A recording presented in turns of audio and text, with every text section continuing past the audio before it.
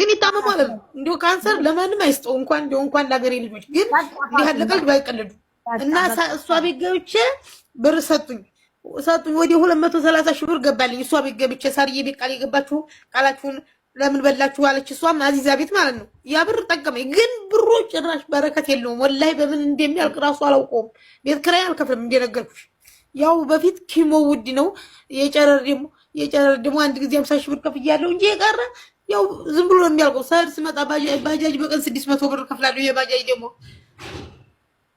ሆስፒታል አታልቅሽ በቃ አሁን አታልቅሽ ማልቀስ መፍትሄ አይሆንም ላ ስለዚህ ያው አላህ እንደው ግድ የለውም እንደው እንደዛ ያለው ነበርኩኝ ያኔ ዛሬ እንደዚህ በይፋ ለምን ወጥቼ ደግሞ እኔ መለመድ አይደለም አንድ ጓደኛዬ የታመሙ ካንሰር ነው ምን ያደርግልሻል የተሰበሰበው ብር ብዙ ነው ሀይር ስራ ስሪበት ወይ ጉርጓድ ያስቆፍሪበት አለችኝ ሰው እንደዛ ነው ያሰበው ብር በጣም ብዙ ብር የተሰጠኝ ነው መሰላችሁ ለምን ሁሉም ሰው በሰዓቱ አዝኗል ቪዲዮ ያልሰራ የለም እንዳይሹ ለምን እንደዛ ይሆናል ሲጀመር እኔ ብሩ የለም እንጂ ቢኖርስ ለምን እንደዛም ለምን አድርጊም አይባልም እኔ ልጆችን ትቼ ነው ልጆችን ይያልቆትም ለልጆችስ ቢሆን ምን ችግር አለው ብዙ ሰው ሌላሽ የሚነካሻል የዶክተር አብይን ቁጥር ካልሰጠሽም ብለው ላንቺ ብር ማዋጣታችን ይቆረቁረናል ይሉኛል እሺ አታልቅሽ በቃ እሺ ጁዬ ወይ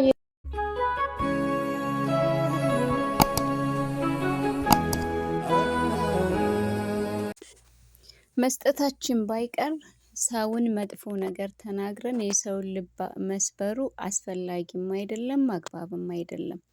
እንግዲህ እህታችን ፈጡምን ከዚህ በፊት እናቃታለን በጉሮሮ ካንሰር በሽታ ታማሚ ሆና በሳሪ ቤት የተወሰነ ብር ተሰብስቦላት እንዲሁም በርከት ያሉ ብሮች ተነይተውላት ወይም ቃል ተገብተውላት ወደ ሀገር ገብታ አደራችሁን ቃላችሁን እንድትፈጽሙ እያለች ነበር ወደ ኢትዮጵያ ስትሄድ እየተናዘዘች ሄደችው።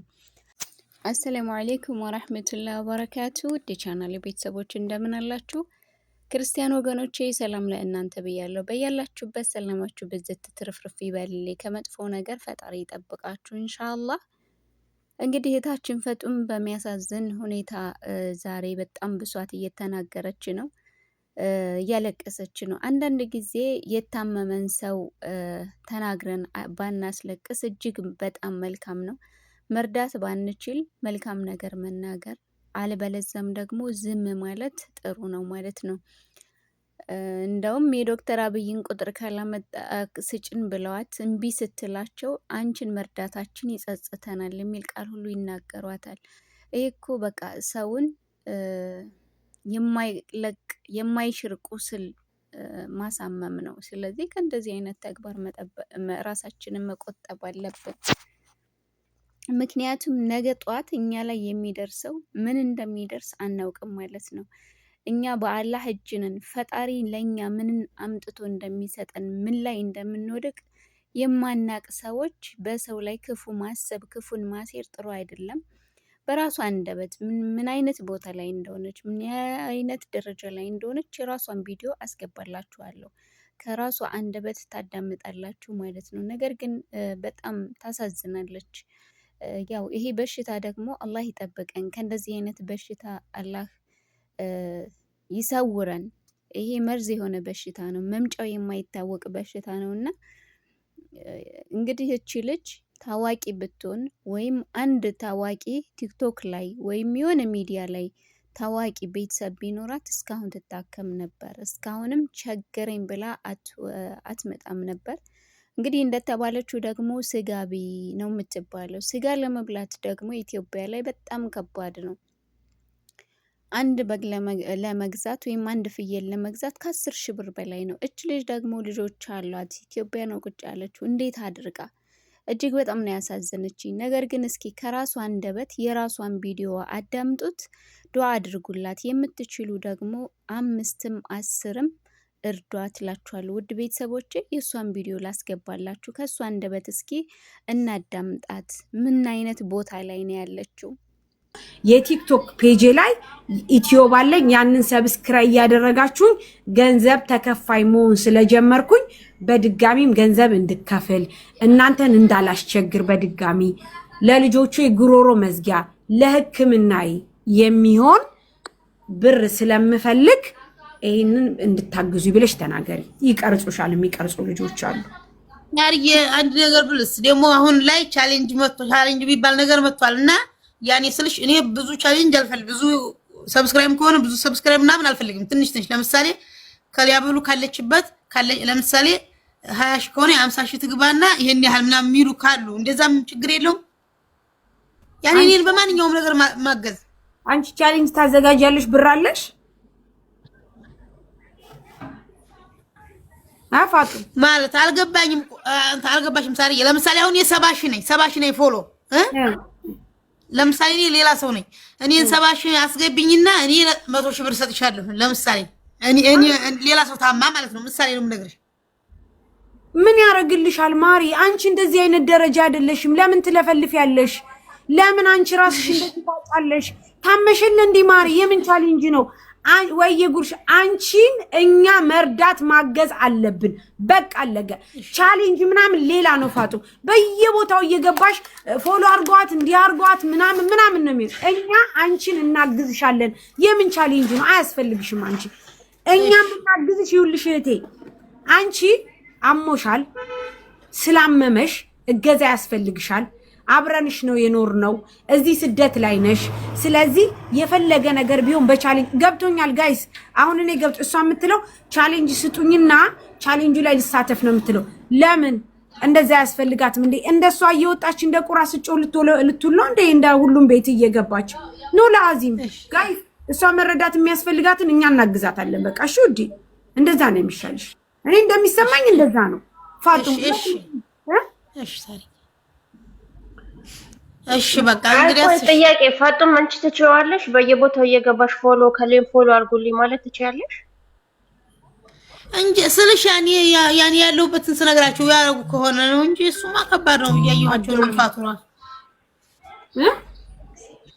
ከባድ ነው። እየጠየኳት ነው። በየቦታው እየገባሽ ፎሎ ከሌና አድርጉ እያልሽ ስለመኛለሽ ወይ ያልኳት እየጠየኳት ነው እኮ። ከባድ ነው። ያው እንደው ብር ከመለመን ይሻል እንደሆነ ብዬ ነው እንጂ። እሺ እንዴ ኦሬዲ እኮ የኢትዮጵያ ሕዝብ እኮ ያውቃል አንቺ ምን ደረጃ ላይ ምን ላይ እንዳለሽ። እሺ ልክ ነሽ። እሺ እዩ ሳሪ ጉሮሮ ያበጠ እያልሽ አይደል እንዴ ማሪ? አዎ ኧረ ተይ ፈጡም ተይ ማሪ። እኔ ጥያቄሽ ግራ ገብቶኛል። አሁን አንቺ ካላስ የምትደውሉ ሰዎች ቦልካቸዋለሁ። ሳሪ ያላኩልሃል። በቃ ያልሽኝ ላውራና ልውጣ። አንቺም ስሪ። ቅድሙ ሞሬ ላይ ነው አሁን ተናገሪ በይ። አሁን ኩይን ከመውጣቷ በፊት ትቅረጽሽ። ሳሪ ያለችሽን ነገር ተናገሪና ትቅረጽ። እሺ ሰላም ውድ ሀገሬ ልጆች፣ ሰላም ብያለሁ። በያላችሁበት አላህ ይጠብቃችሁ። ፋጡማ ማንኛው ታውቁኛላችሁና ያው በጉሮሮ ካንሰር ታምሜ አሁን ሀገሬ ላይ ነው ያለሁት። ያው እንግዲህ ከቻላችሁ ካሁን በፊት ቃል የገባችሁ ቃላችሁን ፈጽሙ፣ ደስ ይለኛል። የሰጣችሁ ደግሞ አመሰግናለሁ። እዚህ ደረጃ ደርሻለሁ ካላህ በታች በእናንተ ማለት ነው።